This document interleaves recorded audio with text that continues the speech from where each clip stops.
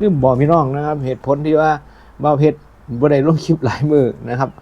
ก็คือว่าบ่าวเพชรตกทอพี่น้องมือก้อนขึ้นบ้านใหม่น่ะนะครับขึ้นบ้านใหม่วันที่7บ่าวเพชรตกยังมาแรงวันที่6บ่าวเพชรย่างเลาะอ้อมบ้านนี่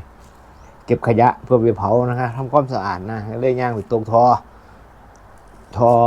นี่ละท่อน้ำนี่ละนะครับท่อสวมนี่ละตกลงไปเลยเย็บหัวเข้าแตกเย็บ11เข็มแล้วก็ปากพี่น้องเห็นบ่ปากแตกข้างในอีก5เข็มเนาะพี่น้องก็ใครดีขึ้นแล้วนะครับโอ้ยคักหลายสวยคักสวยแน่ไปนอนโรงพยาบาลอีกคืนนึงเนาะไปนอนคืนตื่นเช้าขึ้นมาขึ้นบ้านใหม่พี่น้องเราก็กินบ่ได้